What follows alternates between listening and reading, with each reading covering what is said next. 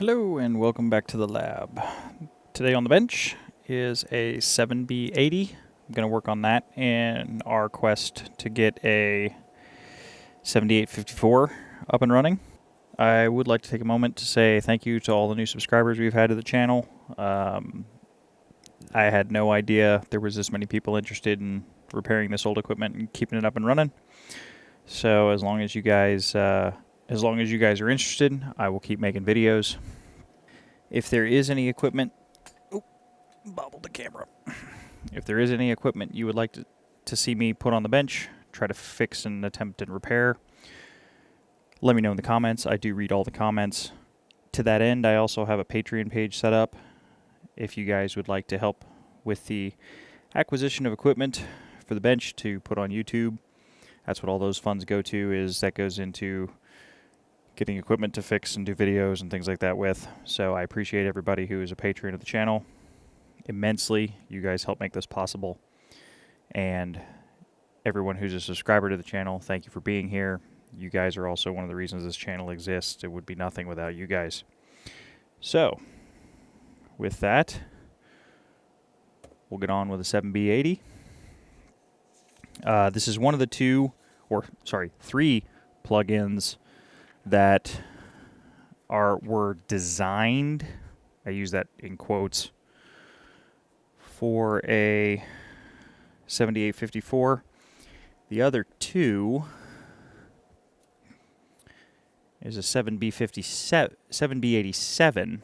There's something special about that guy, which I'll get into in a minute. Here's the third, the 7B85. So the 7B80 is the main time base. The 7B85 is the delaying time base.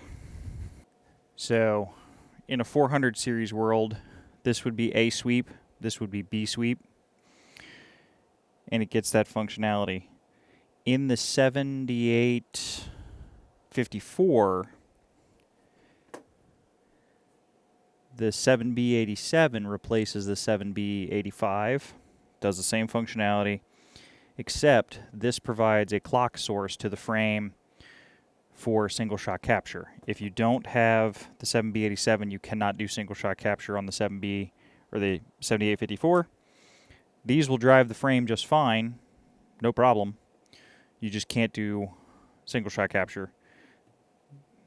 These two as a pair do everything the other pair do, but these give you single shot. So, with that being said, we'll work on the time base, try saying that 5 times fast, first, and then I will get into the delaying time base and the other time bases, but we got to get this one up and running first. What I'm going to do while the calibrators and stuff warm up, they've just been turned on, so I can't use them quite yet.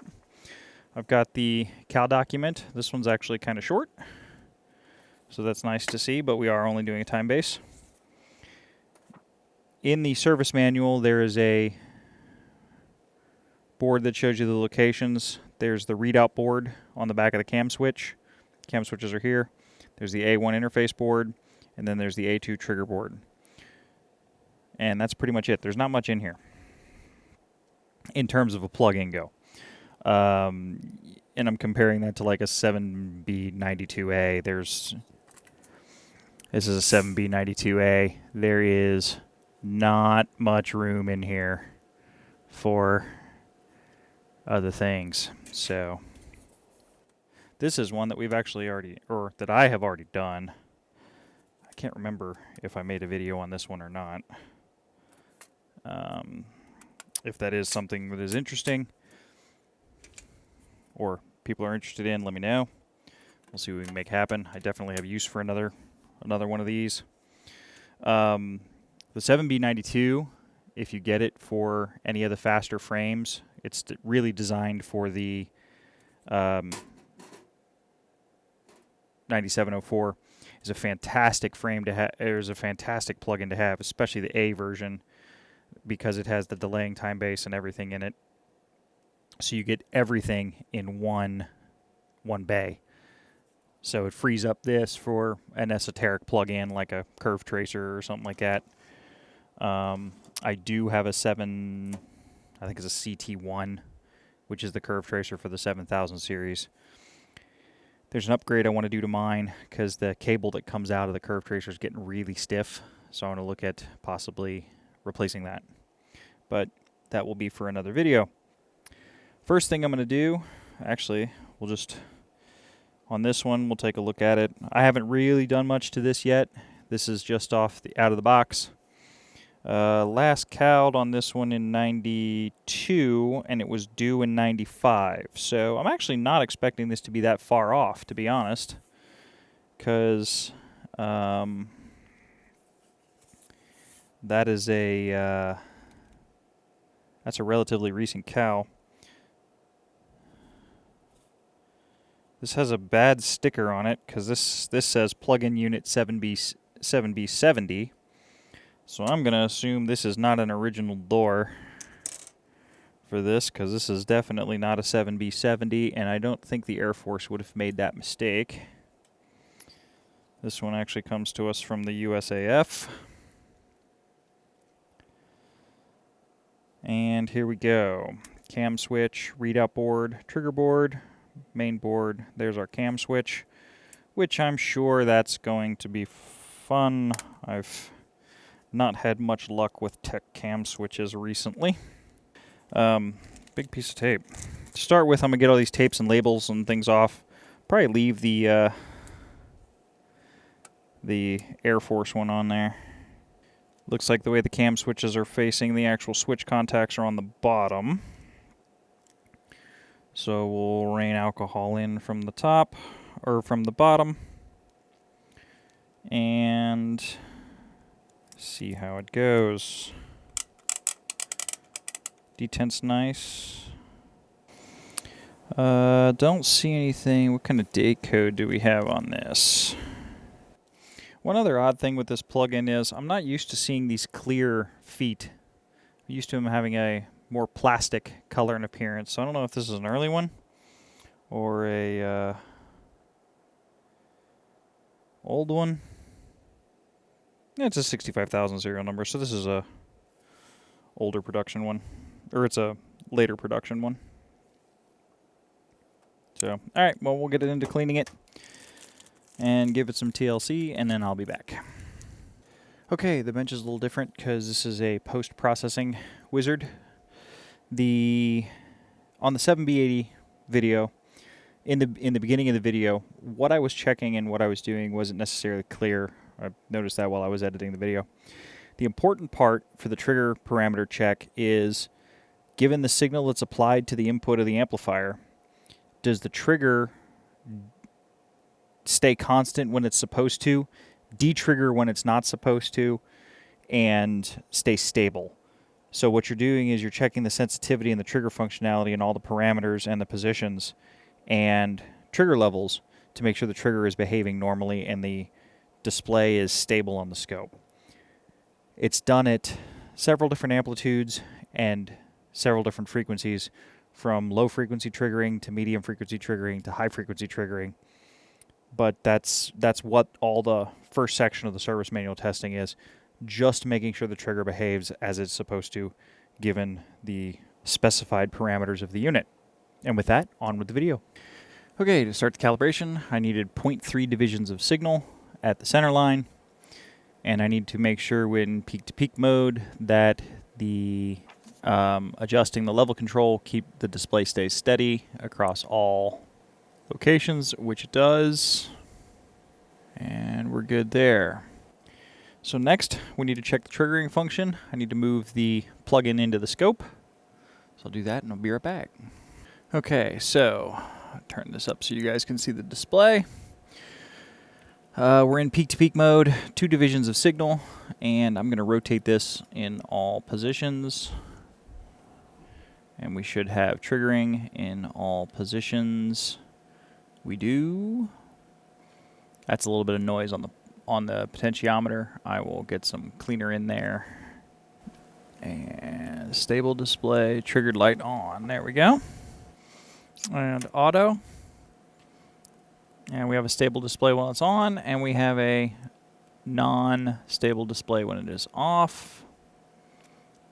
Both directions. That is correct. Trigger mode to normal. That is normal behavior. So normal mode, it's not sweeping. If it's not triggered, it's not sweeping. So when I go all the way over to the end, we shouldn't have anything on the display. That's expected. Single sweep and external. And the single sweep light is ready as lit, which is what we were looking for. And we'll check it back to internal, and the light goes out. So it's fired once. Okay, that works. So next up is removing the test signal. Okay, so external 1x, 1 kilohertz from the low frequency sine wave generator coming out, going into the plug-in. Half a volt per division on the plug-in, and we're looking right here at the edge. I'll zoom in to that. What we want to make sure is that at the positive trigger, I can trigger on every part of the waveform we can. That's all the way at the bottom.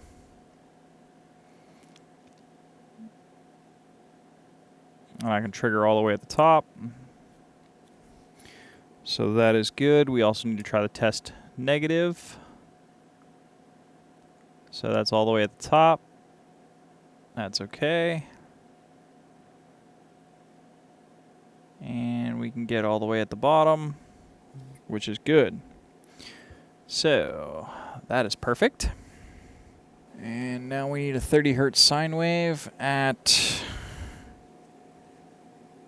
50 millivolts. So 10 millivolts of division. I'll readjust the frequency here real fast. I'm checking the frequency on my frequency counter. And 20 milliseconds to give me a decent sweep speed. That's actually a little high on the generator. Pull this down a bit. There we go. And then we want auto, and it should stay triggered with AC high frequency reject. It does. And DC. It does. Negative. AC, high frequency reject, DC. All right, so we have to go to 0.1. Now we want 500 millivolts of division, 500 millivolts of signal at 50 hertz. So we have to adjust the frequency again, which is no problem. This time base is actually working very well. It's already triggered, but I need to adjust the level. And we'll get some signal back.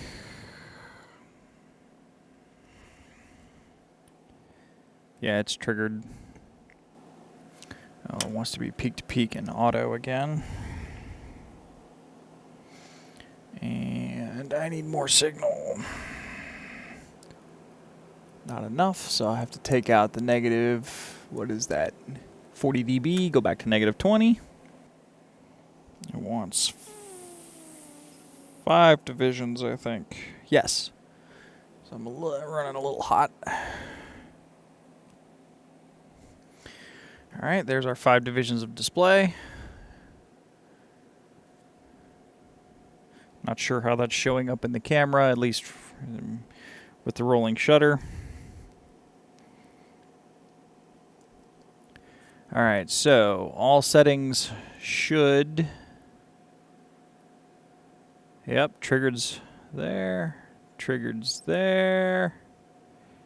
That's AC and DC coupling. I doubt there will be a problem. There is not a problem.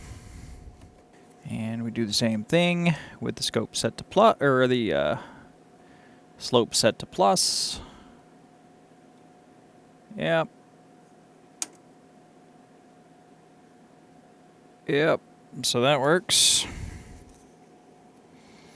Set the amplifier deflection for 50 millivolts per division. Okay, so we want, so 50. And we want 5 milliseconds. I now need 200 hertz. Okay, there we go. 2.5 divisions. And we are good. We are good. Minus. We are good. We are good. Looks good. We wants to go back to the high frequency generator. So I'll need 50 ohms. Okay, I have the signal set up. It's 20 nanoseconds per division on the time base. I don't have it triggered right now, but it's 50 megahertz out of the SG503 into a 50 ohm terminator, out to the plug-in, 10 millivolts per division, 50 millivolts of signal, and it wants it triggered. It is working, but I am having I am having interference problems. So it is triggering, but it's triggering on some noise. Okay, so here is 50 millivolts per division, high frequency signal generator to 2.5 divisions at 50 megahertz. And then peak-to-peak auto, DC coupling. Yep, triggered light stayed on. AC coupling. Yep. Slope to minus. A little bit of trouble at the very, very end, but should be okay. Alright, now it wants I can't get to 400 megahertz on this frequency generator. So I will have to check that when I get it in the 7803, because I'll need to get the 504 out. I don't have the 504 out. Okay, it is to check for a stable display within the ends of the arrows. Yeah. Oh, yeah. Much. Yes, just fine. Okay, that's triggering at 400 megahertz. And we'll check the negative. Stays triggered. Yep, that's good. Back this down to, wrong. 5 divisions now. Alright, this is actually triggering really nicely, as you can see. We're at 10 nano with 10x multiplier, so we are at, just to confirm, yeah, we're at 1 nanosecond per division on this. Yep. Triggers completely. Everything is good there. So, oh yeah, check the minus slope. Yep, triggered. Triggered. Well above that. And then 5 divisions of display. Right, there's 5 divisions. Auto. And plus. And AC. AC low frequency reject. And DC, and we are good. Minus AC, low frequency reject, DC, we are good. And that is good. So now we unplug all this stuff. All right, now we need to check the internal trigger sensitivity. So let me get all this set up, and then I'll be back. Okay, so I have 0.3 divisions of display going into the internal trigger right here. You see it on the scope, and it's set to normal, so we have trigger. We flip it to auto. We're still triggered, which is good. AC, AC high frequency reject, still triggered. DC, no trigger.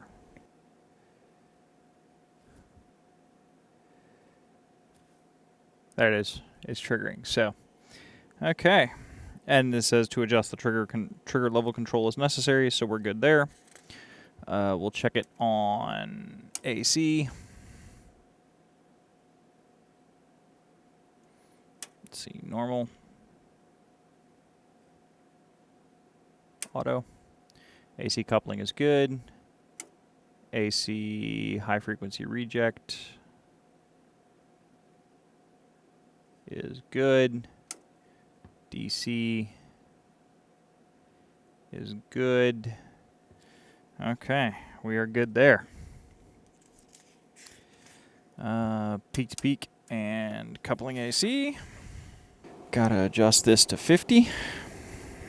We're at 50 hertz. And now I need...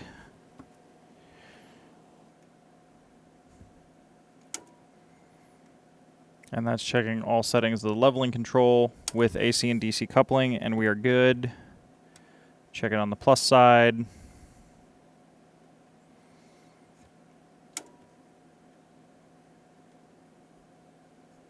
Yep. Now I need to go to 200 hertz. We need half a division of display, so there we go. Just checking the trigger levels. Trigger never stopped, so we are good. Auto plus 20 nano.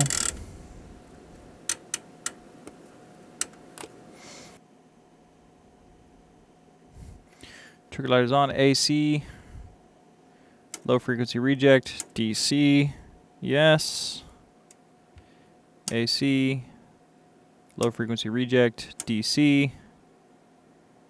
Yes. Oh, I need to do 0.3 divisions. I need to make that even smaller.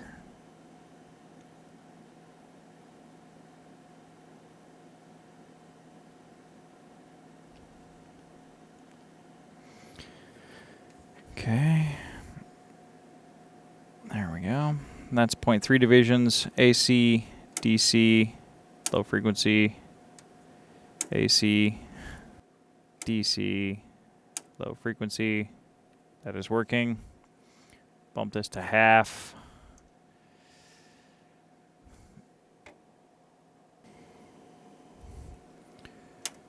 Peak to peak.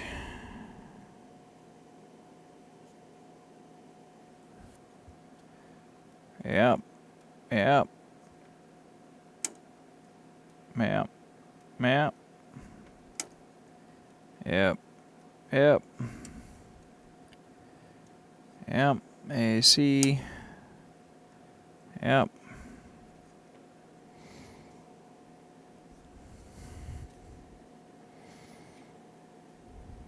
Okay, high frequency generator now. Peak to peak auto, stable display. Yep, that's good.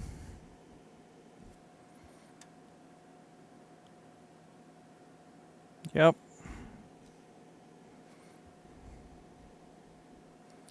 Auto.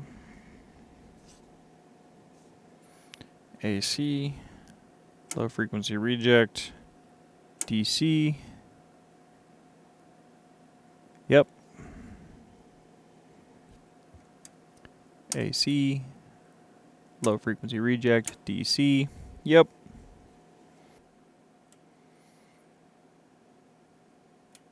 So we're 1 nanosecond per division with zoom on, and we do not have a division of jitter. It is less than that, so that is good and in spec. Now we remove all connections.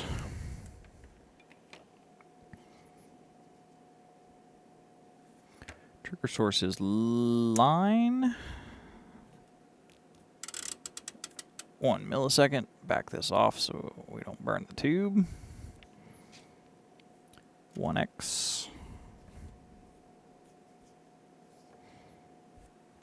And trigger level is approximately mid-range, and trigger is on. And it goes out at either stop of the trigger rotation, so that is perfect there. Okay, that's it for trigger sensitivity. It does meet spec for trigger sensitivity. Next up is the horizontal system, so we'll get started with that. Okay, we have 1 millisecond time marks heading into the frame, 1 millisecond per division on the knob.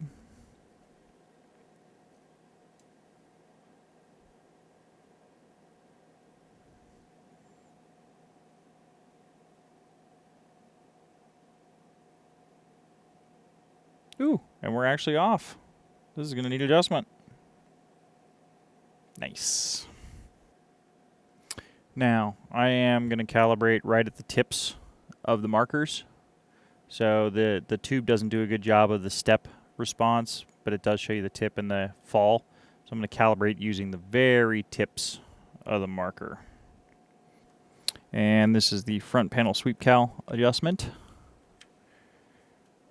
Right down here.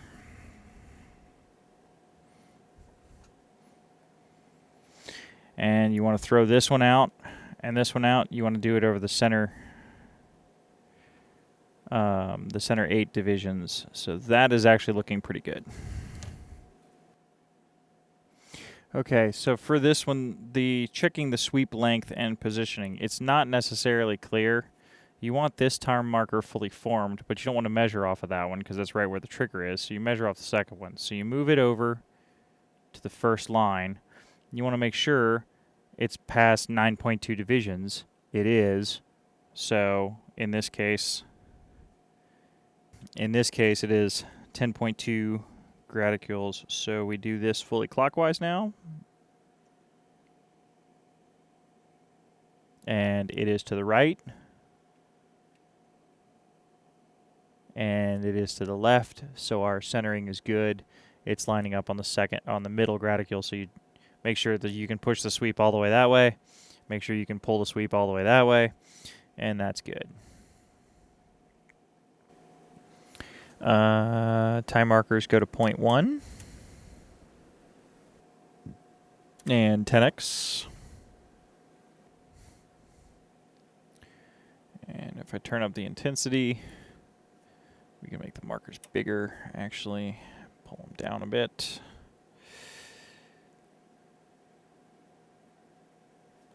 And it's 1 marker per division over the center 8 graticule lines. So using the tips again to line them up, that actually looks pretty good. But we'll see if we can make some improvements. We want to adjust R430, which is on the left-hand side towards the back of the board. There we go. The R430 is just a zoom this way, so you use the fine control. Start over here because it kind of expands out this way, and then as it zooms in, make sure you're adjusting the position control to keep the time marks lined up. That way they don't fall out. All right, this one's going to be, and there's an interaction, so 445.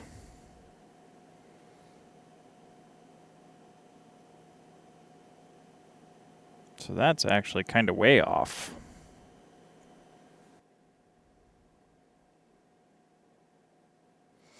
Okay, so here's what we do here.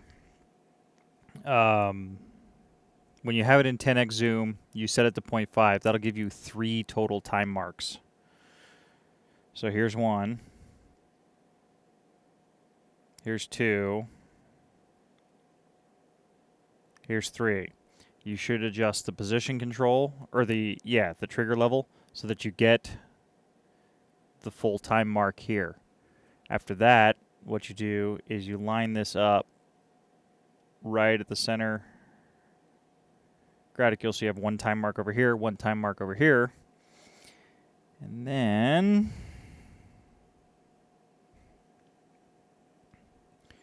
we hit that, and it's out. So we align this like so, and then hit that again. And then you just keep doing that until they line up. So we pull that in, hit that, adjust that.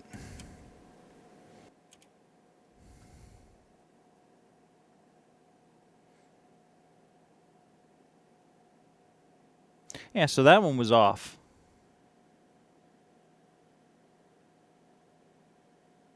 Yep, that one looks good now. Okay, so 10x mag off for the next step. And then we're checking the variable time for division. So we pop that out.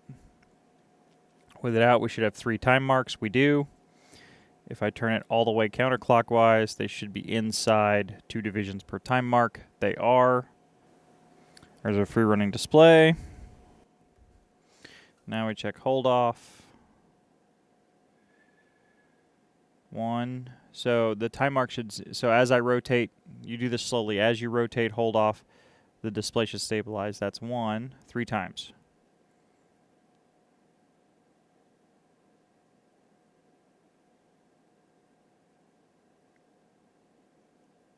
2.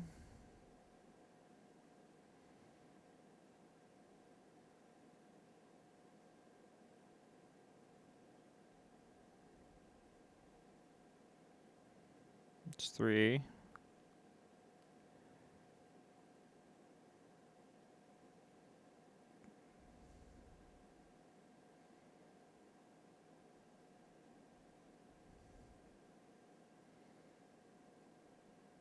That might be 3. Yeah, so it's 3 time marks. Every time you get 3 time marks to stabilize, that's a count. So that's 1.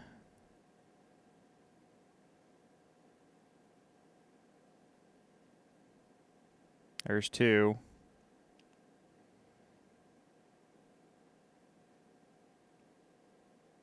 3.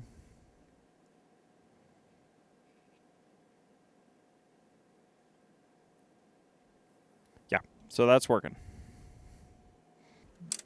Now we're going after some fast ones. 50 nano. When the time mark generator starts going fast, you need a 50 ohm terminator to get power out. I don't know why I wasn't seeing anything. Because it wasn't terminated.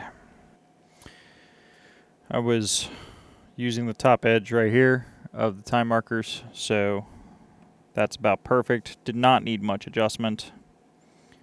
We're going to do 10 mic.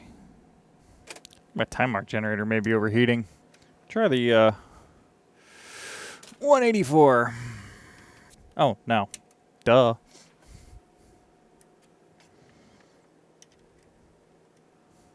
There we go. Helps when you don't have the scope rail grounded. I must have bumped it. That's mildly out of adjustment. Not bad, though. I mean, I'm nitpicking how mildly this is out of adjustment.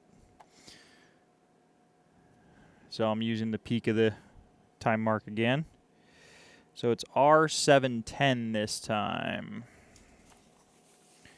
Get my R710 is right here.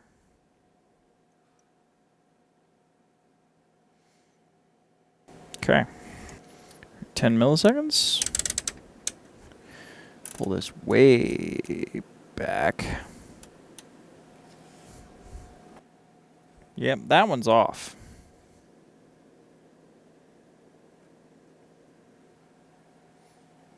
Okay, there we go.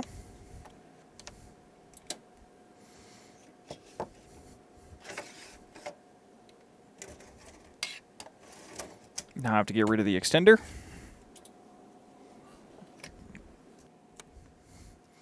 Mag to 10, source to external.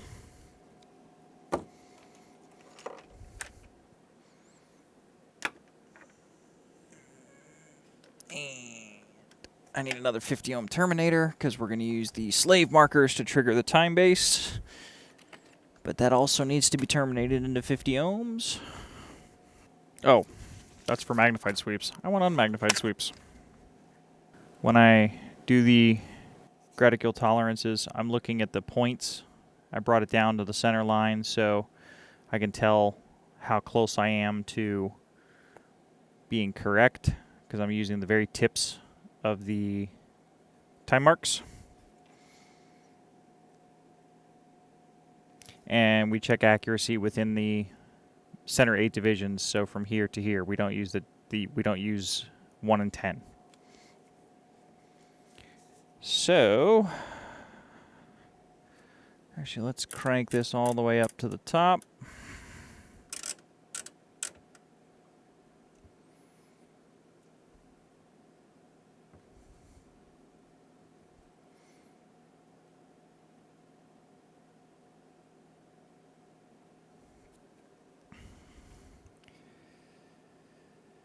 That's 10 nano. Okay, 10 nano, 20 nano.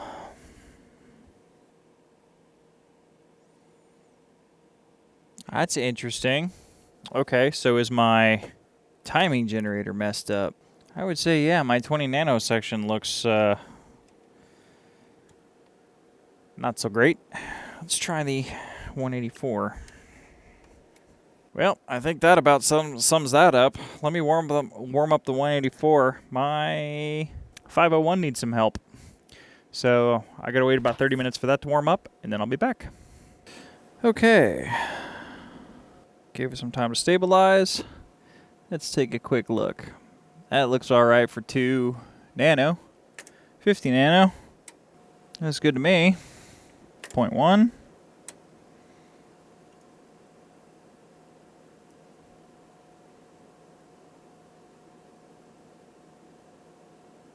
Looks good.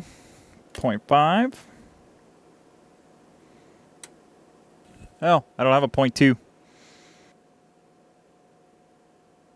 0.5 looks alright. That looks alright.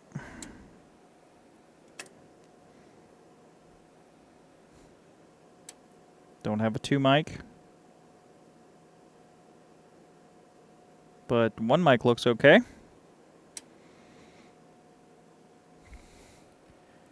$10 mic. That looks okay.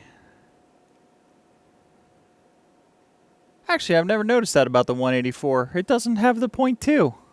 It has 20 nano, but it has no other 2 option on it. So that is a difference between the TG501 and the Type 184. The TG501 gives you the 0.2.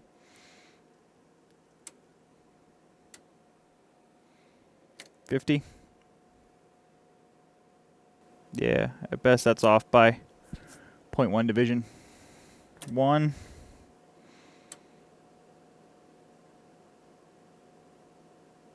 That looks good. 5. That looks good. 1. That looks good. 0.5. Okay, we're going to check the magnification now. On the highest speed settings. On the highest speed settings, it doesn't work because of my plug-in. So let me get a different plug-in real fast. Let me get a faster plug-in, and then we should be good, because a nano is a little fast for a 7A26. Fortunately, we have a 7A19. Now, the 7A19 does not need a 50 ohm terminator because it is a 50 ohm plug-in. And there we go. See, works better when you have the right speed. Those are 1 nanosecond time marks. So that's good.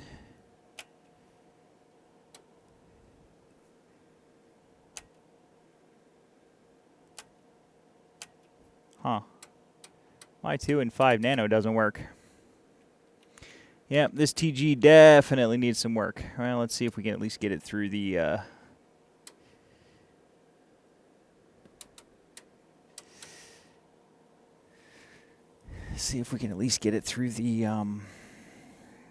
calibration. So that is 10 nanosecond time marks. Those look okay, even though they're ugly. The timing looks right. Here's 2. So that works. Yeah, that looks okay. 50. That looks all right.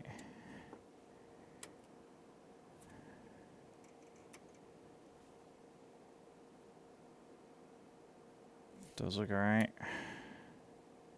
Probably have to clean that drum switch, honestly. 5.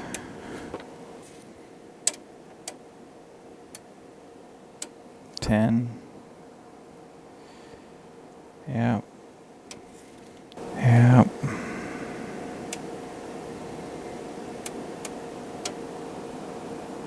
It is correct. I can barely make out. I can barely make out the time mark, but it's right. 10 mic. Yep, that looks good. 0.1.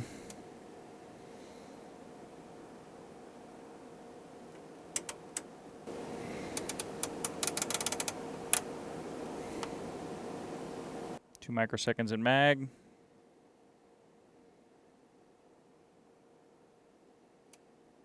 One. Looks good.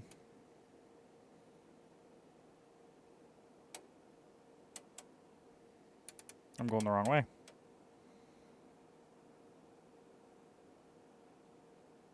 Five microseconds look good. 10. Those look good. 11 or 20. 50. 0.1.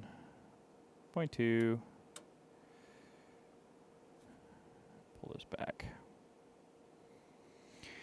I had a question about this with the readout dancing before. If I flip this to ground, no, it has to do with the readout. If I speed the readout up, they stop dancing. So as I slow the readout down, it dances in time with the display. So it's an artifact of the way the readout system works. That's not broken. That's just physics in the tube, unfortunately. Yep, that looked pretty good. That one looked all right. Positioning was off, but it looked okay. Let that sweep one more time. It looked all right. Yep, that's fine.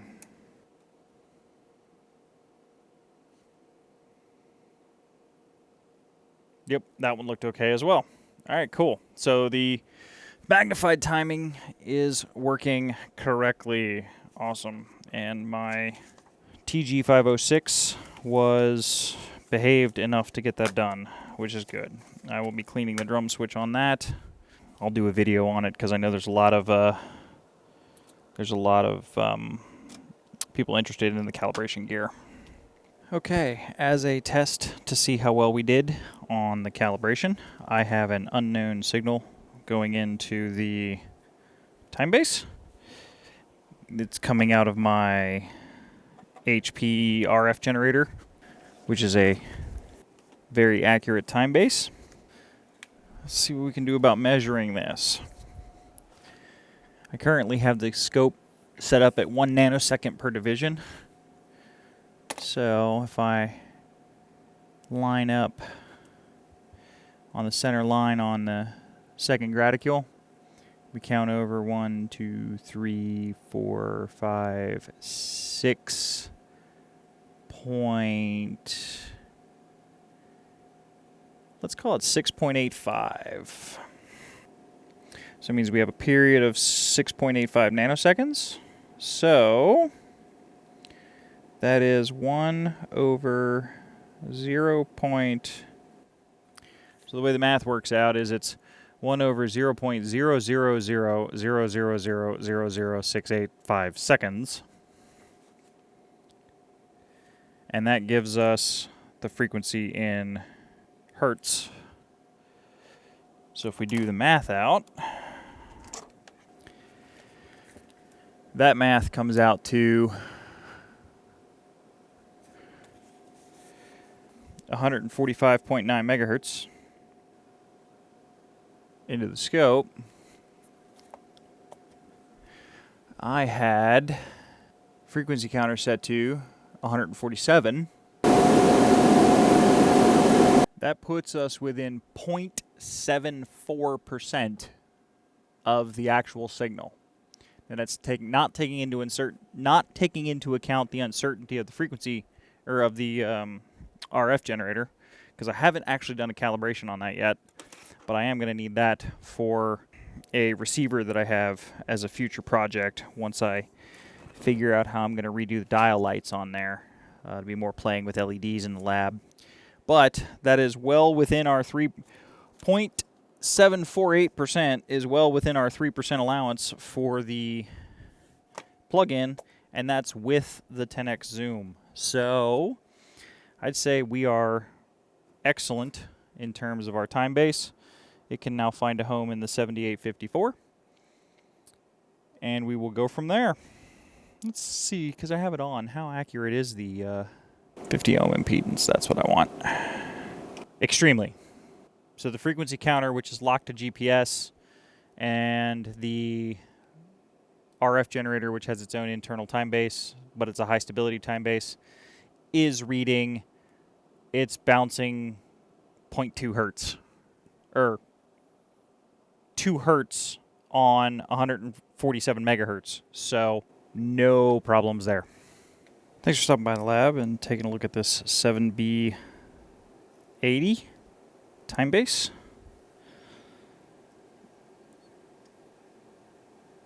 If you like the videos, let me know. I do check all the comment sections.